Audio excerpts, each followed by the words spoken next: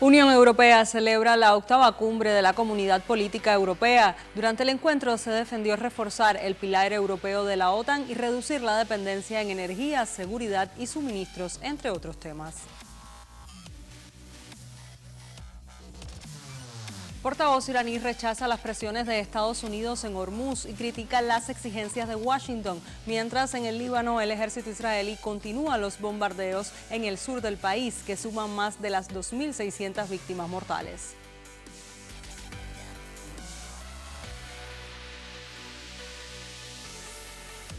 Ecuador comienza un nuevo periodo de toques de queda nocturnos en casi la mitad del país. En paralelo, el mandatario colombiano acusó a Noboa de vínculos entre política, poder y narcotráfico, lo que ha elevado la tasa de homicidios.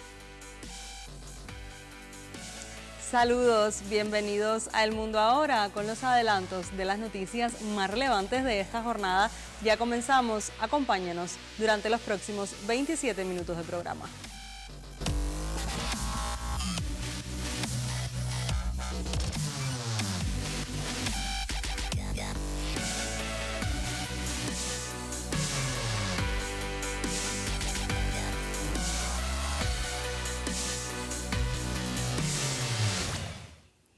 Iniciamos nuestro recorrido por las noticias de mayor impacto en el mundo. Los líderes europeos se reunieron este lunes en Ereván, Armenia, para participar en la cumbre de la Comunidad Política Europea.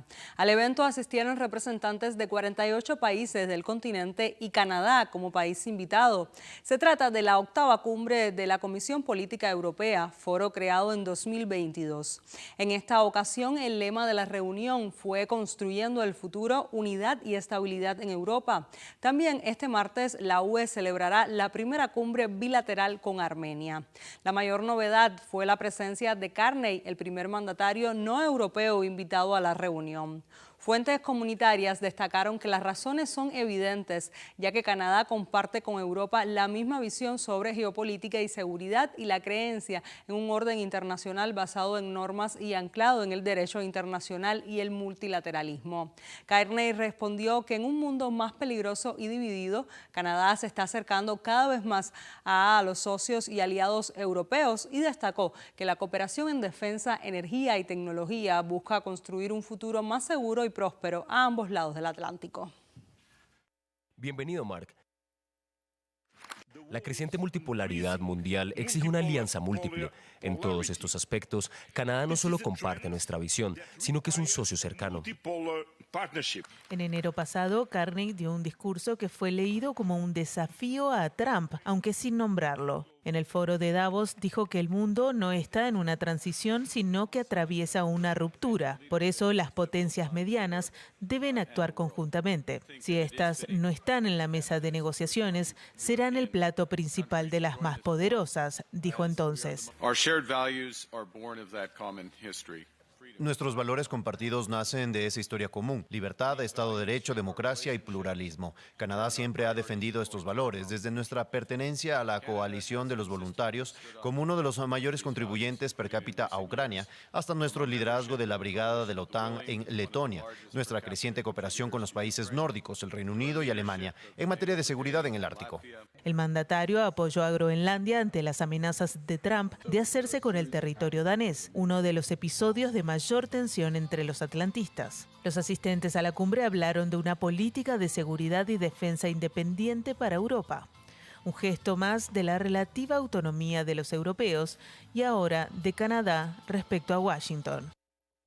En este contexto, el canciller alemán Friedrich Merz, que no estuvo en la cumbre, quitó importancia al anuncio de Donald Trump sobre la salida de soldados estadounidenses de Alemania.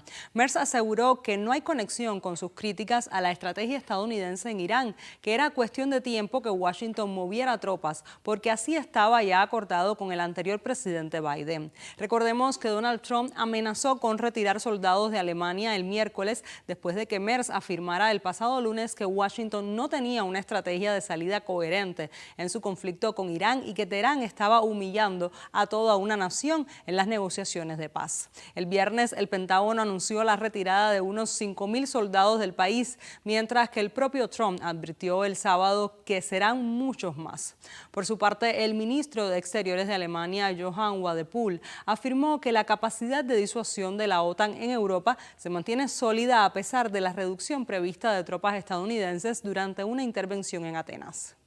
Wadephul dijo que no hay riesgo para la disuasión de la OTAN en Europa a pesar de las reducciones de tropas estadounidenses previstas y enfatizó que las naciones europeas deben acelerar el desarrollo de sus propias capacidades militares al tiempo que mantienen una estrecha coordinación con Washington. Hablando en Atenas junto a George Gerapetritis, ENI, recalcó que la fortaleza de la OTAN puede mantenerse mediante el esfuerzo colectivo y la adaptación. Estados Unidos tiene desplegados alrededor de 85.000 soldados en Europa, con Alemania como principal enclave, seguida de Italia, Reino Unido y España, y la red de instalaciones abarca 31 bases permanentes y 19 emplazamientos adicionales que cubren funciones que van desde el apoyo logístico a la custodia de armamento nuclear. Según datos del Centro de Datos de Personal de Defensa del Departamento de Defensa de Estados Unidos, aproximadamente 68.000 militares activos estaban destinados de forma permanente en bases estadounidenses en Europa a diciembre de 2025. Esta cifra no incluye las fuerzas rotacionales enviadas en misiones de despliegue o refuerzo y ejercicios. Países como Alemania concentran la mayor presencia, con unos 36.400 militares activos, de los cuales cerca de 23.000 pertenecen al Ejército de Tierra y más de 12.000 a la Fuerza Aérea. El coronel retirado del Ejército de Estados Unidos, Manuel Supervielle, analizó sobre este despliegue en France 24.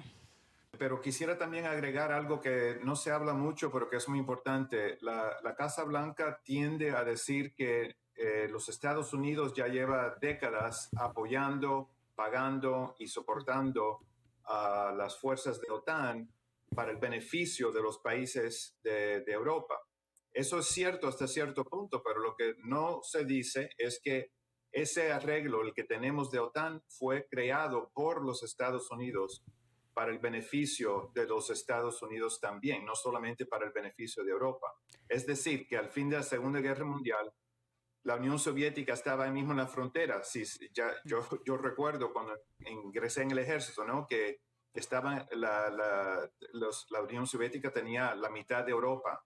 Entonces, al tener las tropas americanas ahí, era una manera para los Estados Unidos enfrentar a la Unión Soviética directamente en Europa en vez de dejarlos que se tomen a Europa totalmente. Entonces lo tendríamos que haber enfrentado en otra parte del mundo. Así que eso es un punto clave, que esto es un acuerdo que beneficia a ambos lados, todo lo que participa.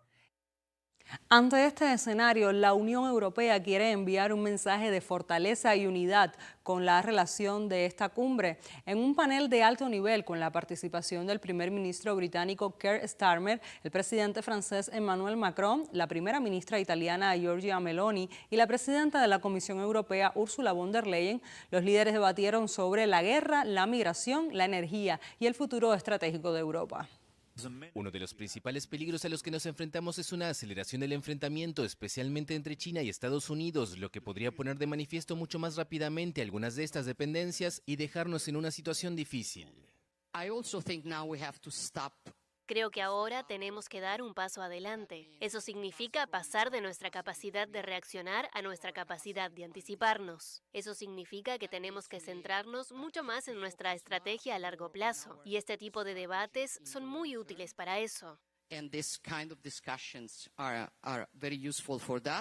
Igualmente, la presidenta de la Comisión Europea, Ursula von der Leyen, instó este lunes a Europa a reducir su excesiva dependencia en energía, seguridad y defensa y cadenas de suministros. Hablaremos principalmente sobre el tema de una Europa independiente. Tenemos que reducir nuestra excesiva dependencia en 3 ámbitos concretos, indicó von der Leyen. En primer lugar, se refirió a la energía y señaló que dependemos en exceso de los combustibles fósiles importados, lo que hace que Europa Europa esté a merced de los volátiles mercados mundiales. En segundo lugar, la política alemana habló de que Europa necesita más independencia en defensa y seguridad y en ese sentido abogó por reforzar las capacidades militares para poder defenderse y protegerse. Por último, von der Leyen afirmó que es necesario reducir también la dependencia en las cadenas de suministros y para ello indicó que están teniendo la mano a países afines e impulsando acuerdos de libre comercio. En este sentido, el vicepresidente primero y ministro de Economía, Comercio y Empresa de España, Carlos Cuerpo, mostró preocupación por las posibles tensiones en el suministro de queroseno en Europa y ha abogado por anticiparse con medidas de coordinación a nivel comunitario para evitar problemas de escasez, especialmente ante el inicio de la temporada turística. También Cuerpo advirtió que la Unión Europea se reserva la capacidad de responder si Estados Unidos incumple el acuerdo alcanzado el pasado mes de agosto en materia arancelaria tras la amenaza del presidente de Estados Unidos, Donald Trump, de elevar al 25% los gravámenes a los coches europeos. Yo creo que por parte de la Unión Europea la propia Comisión ha señalado ya de manera muy clara dos elementos. Primero, que nosotros estamos en proceso de poner sobre la mesa el compromiso que adquirimos en el pasado mes de agosto. Estamos avanzando para ser capaces de lograrlo y dar, por lo tanto, esa señal de estabilidad, de certidumbre a las empresas, que es lo que están pidiendo en definitiva, y lo que esperamos por parte estadounidense es exactamente lo mismo, que se cumpla el acuerdo al que llegamos en agosto, independientemente del instrumento jurídico que utilicen para cumplir por su parte. Cualquier incumplimiento de este acuerdo, lo ha dicho también la Comisión Europea, pues en ese caso nos reservaríamos, por supuesto, la capacidad de responder con los instrumentos y las herramientas que tenemos a nuestra disposición. Bueno, lo que tenemos ahora mismo con respecto a esta noticia del fin de semana del 25% para autos o camiones, no hay ninguna medida, ninguna orden ejecutiva específica, por lo tanto no habría una novedad más allá del tuit o en este caso de esa intención, pero no hay ninguna medida sobre la mesa. Y luego lo que he dicho anteriormente es que Estados Unidos, una vez ya sobre la mesa la sentencia del Tribunal Supremo que anulaba los aranceles recíprocos, ha tenido que ir hacia otro instrumento legal para ser capaz de imponer estos aranceles que esperamos que se pongan en línea con lo acordado en el pasado mes de agosto con la Unión Europea.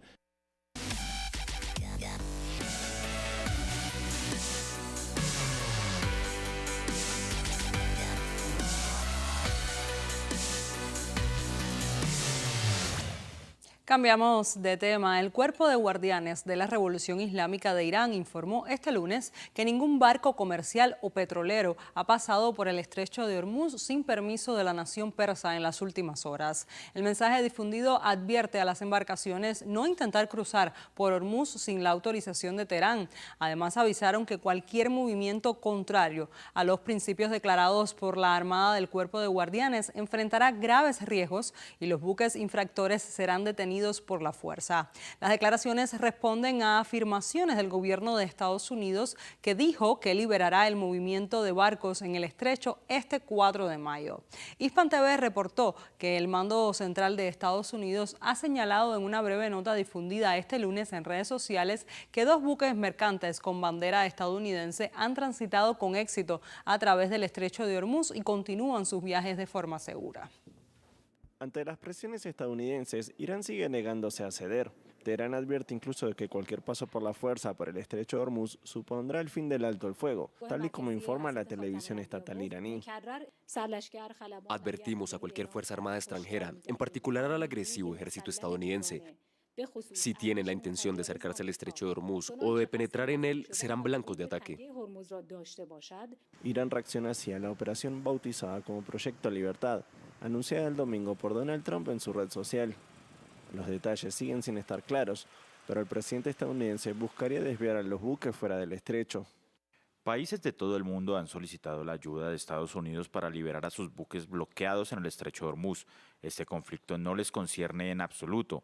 En interés de Irán, Medio Oriente y Estados Unidos, hemos asegurado a estos países que guiaremos a sus buques fuera de estas vías navegables restringidas para que puedan reanudar sus actividades con total seguridad. Se prevé el despliegue de destructores lanzamisiles, un centenar de aeronaves y 15.000 soldados, un intercambio tenso cuando las conversaciones entre Washington y Teherán parecen, sin embargo, avanzar un poco en torno a un nuevo plan iraní de 14 puntos. La propuesta contemplaría la retirada de las fuerzas estadounidenses y el levantamiento del bloqueo del estrecho de Hormuz en un plazo de 30 días, pero no trataría del tema nuclear. En un comunicado, el ejército de Irán declaró este lunes también que su armada, tras monitorear e identificar destructores del ejército estadounidense en el área del estrecho de Hormuz, advirtió y realizó disparos de advertencia en la zona. La agencia de noticias iraní Fars informó que 2 misiles alcanzaron un buque de Estados Unidos cerca de Hormuz tras ignorar las advertencias de las fuerzas de Irán. El barco norteamericano se movía en las cercanías del puerto Hask, al sur de la nación islámica. Teherán asegura que fueron violados los protocolos de seguridad marítima. El reporte además expone que el país persa había anunciado que ningún navío podía cruzar el estrecho de Hormuz sin la autorización oficial de Irán, que cualquier incumplimiento de esta advertencia se enfrentaría a una respuesta decisiva de sus fuerzas armadas. Aunque el plan estadounidense busca controlar el paso marítimo iraní, el país persa no se deja doblegar. Les muestro lo dicho por el analista internacional Armando Soto a Telesur. Desde luego, la apuesta de Irán pues, es utilizar todas las vías posibles para la solución de, pues de esas agresiones en su contra, pero realmente jugando un poco con la imagen. Ellos están dispuestos, desde luego, a una salida diplomática, pero no así los agresores yanquisionistas. Entonces, no veo yo un cambio realmente, es simplemente que buscaban reagruparse, buscaban reorganizarse para continuar con la agresión. Y por una parte vemos a un Donald Trump que dice una cosa en un momento y la contraria en otro, jugando sobre todo con la bolsa de valores. También hay que tener claro eso, ¿no? Donde su familia se está beneficiando y sus más allegados, pero también porque me parece que no ven un rumbo claro. La vía diplomática no les interesa, desde luego, nunca les ha interesado, pero en lo militar no ven por dónde. Las sanciones económicas no les funcionan, les juegan en contra. Claro, las presumen como un gran logro, pero Irán les da la vuelta, lleva pues casi 50 años sufriendo estas agresiones, estas ilegales y unilaterales sanciones, y pues muchas dificultades, pero ha salido adelante, lo hemos estado presenciando, sobre todo con la capacidad de respuesta militar y con el apoyo masivo de la población. Entonces, quien está viéndose afectado es Estados Unidos y sobre todo sus aliados. Tras recibir respuesta de Washington sobre su plan de 14 puntos sobre el fin de la guerra, Irán afirma que Estados Unidos no ha abandonado su patrón de exigencias excesivas y codicia desmedida. En su rueda de prensa semanal este lunes, el portavoz del Ministerio de Asuntos Exteriores iraní, Esmail Bakai, aseguró que se enfrentan a un gobierno que cambia constantemente de opinión, lo que complicará cualquier proceso diplomático. Además, aclaró que la propuesta iraní se centra exclusivamente en poner fin a la agresión estadounidense-israelí y a las hostilidades en la región, y que no contiene ninguna disposición relacionada con el programa nuclear del país. En esta etapa nuestra prioridad es poner fin a la guerra. No podemos ignorar experiencias previas. Fuimos atacados por Estados Unidos en 2 ocasiones cuando estábamos negociando los aspectos de la cuestión nuclear, y por eso está claro que la discusión sobre este asunto tiene sus propias sensibilidades y sutilezas. La otra parte debe comprometerse con un enfoque razonable y abandonar sus exigencias excesivas respecto a Irán. Por otro lado, Israel continúa su agresión en la zona sur del Líbano y viola constantemente el alto al fuego establecido. El presidente del Líbano, Joseph Aoun, declaró este lunes que no hay vuelta atrás en el camino de las negociaciones con Israel, e indicó que el momento actual no es el adecuado para una reunión con el primer ministro Benjamin Netanyahu. Aoun aclaró que cualquier conversación sobre un encuentro permanece pospuesto hasta que se alcance un acuerdo de seguridad y cesen los ataques ataques israelíes. En el plano interno señaló que toda la atmósfera negativa artificial que rodea la supuesta sedición en el Líbano carece de fundamento y enfatizó la comunicación constante que mantiene con el presidente del Parlamento, Navi Berri, la cual nunca se ha interrumpido. Sin embargo, los ataques reavivan las tensiones en la región y ponen en peligro la estabilidad. La agresión del régimen sionista ha provocado una respuesta internacional y condenas a la violación de los acuerdos. El presidente del Parlamento libanés, Navi Berri, político chiita de mayor rango y aliado de Hezbollah, dijo que no podía haber negociaciones con Israel si el fin de las hostilidades. Mientras tanto, Hezbollah rechaza un diálogo directo. Y mientras el canal entre el gobierno de Líbano e Israel sigue abierto, el partido y milicia armada chiita del Líbano, Hezbollah, rechaza un diálogo directo. No hay alto al fuego en Líbano, sino una agresión israelí-estadounidense en curso. Apoyamos la diplomacia que conduzca al cese de la agresión y a la implementación del acuerdo mediante negociaciones indirectas. Pero las negociaciones directas son una concesión gratuita sin ningún beneficio. El presidente del Parlamento libanés, el político chiita de mayor rango y aliado de Hezbollah, dijo este lunes que no podía haber negociaciones con Israel sin el fin de la guerra. La prioridad debe ser detener la guerra antes que cualquier proceso político y cualquier negociación sin garantías para detener la agresión es inaceptable. Estas declaraciones llegan mientras las fuerzas israelíes ordenaban a los residentes evacuar otros 4 pueblos del sur del Líbano y pone de relieve los límites a los intentos de la Casa Blanca por terminar la guerra entre los estados vecinos. El ejército israelí dijo este lunes que están atacando infraestructura que, según dicen, pertenece a Hezbollah y están más allá de la línea amarilla que el propio Israel trazó para su ocupación. Mientras el domingo, la milicia chiita afirmó haber llevado a cabo 11 operaciones contra las fuerzas israelíes en el sur del Líbano.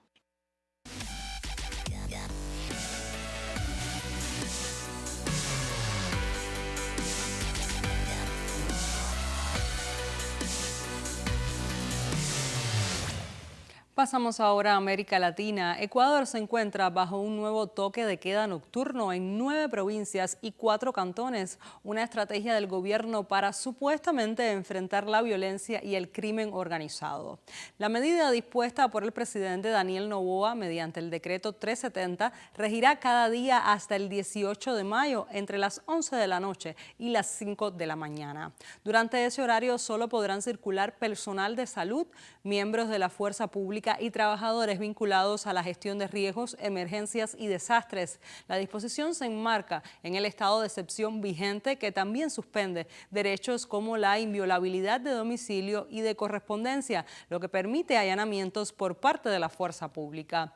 El comandante general de la Policía Nacional, Pablo Dávila, detalló el balance de esta primera jornada en una entrevista a un medio de comunicación nacional. Sobre todo porque el día de ayer empezamos en un gran despliegue operativo. Lógicamente es un trabajo que lo venimos realizando todos los días. El toque de queda prácticamente viene a potencializar las capacidades de la fuerza pública, que es Fuerzas Armadas y Policía Nacional. Y bueno, los resultados del día de ayer son positivos, sobre todo porque tenemos un numérico de 124 personas aprehendidas, de las cuales 119 son por transgredir el artículo 282 del COIP, que es el no cumplimiento de una autoridad, la disposición de una autoridad competente, y 5 detenidos que tenemos por otros delitos. Estos ya son objetivos de interés penal relevante, que los hemos calificado de esa manera, porque son en un nivel operativo de los delincuentes. Ya son 5 y vamos por muchos más. Esta nación sudamericana enfrenta una crisis de seguridad sin precedentes tras cerrar 2025 con más de 9.000 homicidios y registrar 2.086 asesinatos en el primer trimestre de 2026. La aplicación reiterada de estados de excepción y toques de queda forma parte de una estrategia de seguridad que se ha vuelto habitual desde 2024, cuando el gobierno declaró la existencia de un conflicto armado interno. Desde entonces, estas medidas se han aplicado de manera intermitente en distintas zonas del país, con resultados que generan debate, ya que pese a operativos, detenciones e incautaciones, la violencia se ha mantenido en niveles elevados. Tras el anterior toque de queda aplicado en marzo pasado, las autoridades autoridades reconocieron que las actividades delictivas tendieron a desplazarse hacia otras zonas. Sin embargo, el gobierno de Noboa defiende la medida como una herramienta esencial para contener la crisis de seguridad que atraviesa el país, facilitando intervenciones más selectivas y reduciendo la posibilidad de enfrentamientos o daños colaterales. Las autoridades, por su parte, han anticipado que los operativos de control continuarán con mayor intensidad en los próximos días, enviando un mensaje claro de cero tolerancia al incumplimiento. Las personas que violen el toque de queda se exponen a cargos por desobediencia a la autoridad, una infracción tipificada en el Código Orgánico Integral Penal que prevé penas de entre 1 y 3 años de prisión. Este marco legal convierte la medida en un mecanismo no solo preventivo, sino también sancionador, con claras consecuencias penales para quienes las incumplan. A pesar de la defensa oficial, el diseño operativo del toque de queda ha generado cuestionamientos.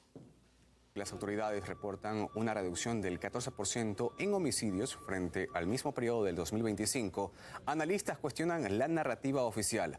Advierten que los estados de excepción, que ya superan los 835 días, no han logrado contener la crisis.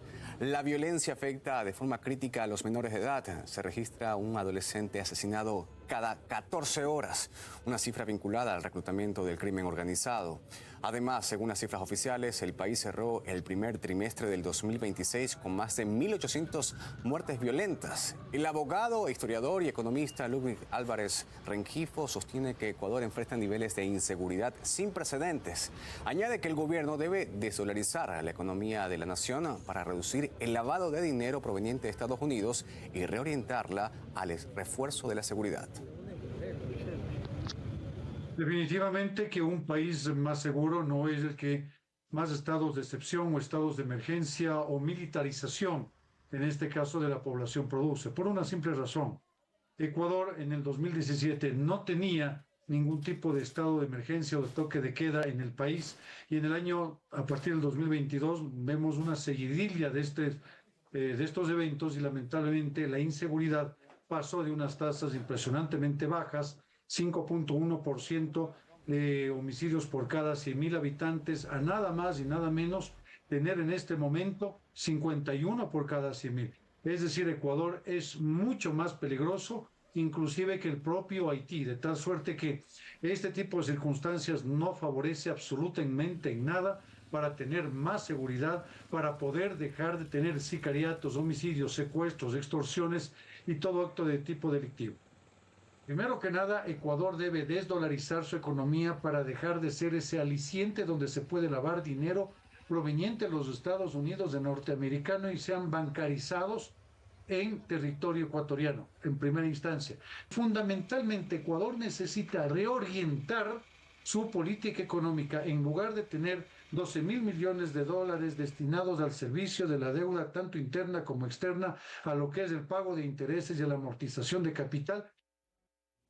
En este contexto, el presidente de Colombia, Gustavo Petro, que tiene un duro enfrentamiento con su homólogo ecuatoriano Daniel Noboa, insinuó que hay conexiones entre la banda de los choneros del norte de Ecuador que dirigía alias Fito y el gobierno de ese país. Lo que ha hecho Noboa es utilizar a Colombia y mi gobierno para desviar el debate de los poderosos políticos del Ecuador ligados al narcotráfico, aseguró Petro en Twitter. Según el mandatario colombiano, esos vínculos entre política, poder y narcotráfico elevan el poder de las mafias y por eso Ecuador se convirtió en el mayor exportador del mundo de cocaína y tiene una tasa de homicidios que es el doble de Colombia. Una afirmación respaldada por el expresidente ecuatoriano Rafael Correa. Pero es que no está pensando hacerse un autoatentado, ya lo ha hecho. La toma de esta televisión que sirvió como justificación para los estados de emergencia, para la mano dura. Yo mismo lo apoyé hace rato cayendo en la trampa, ¿no? Ya se sabe que fue una pantomima. El propio jefe del grupo que supuestamente se tomó esa televisión, eran los Lobos, el jefe de los Lobos, el negro Willy, que está en España, lo detuvieron, trataron de extraditarlo, no pudieron, está libre en España. Él ha dicho, ¿no? No es verdad lo de esa televisión.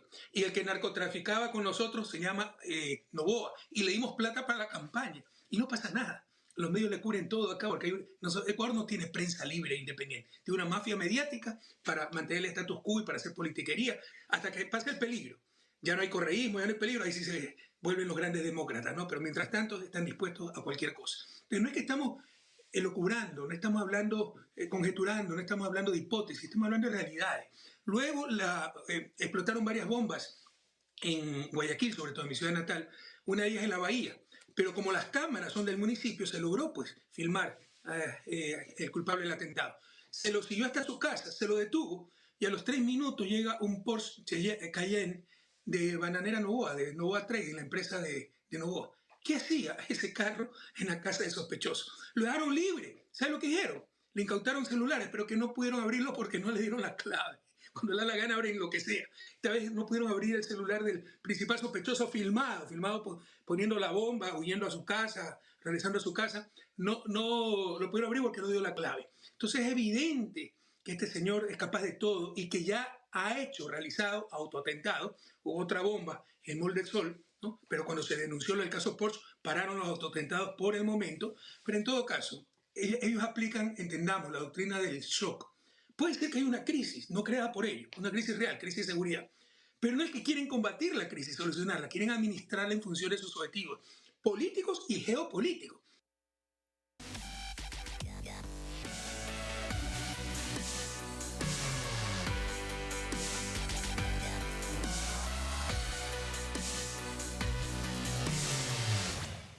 Con el repaso de las noticias más relevantes del panorama internacional en las últimas horas, ponemos punto final a esta emisión del programa. Manténgase informado en el canal cubano de noticias.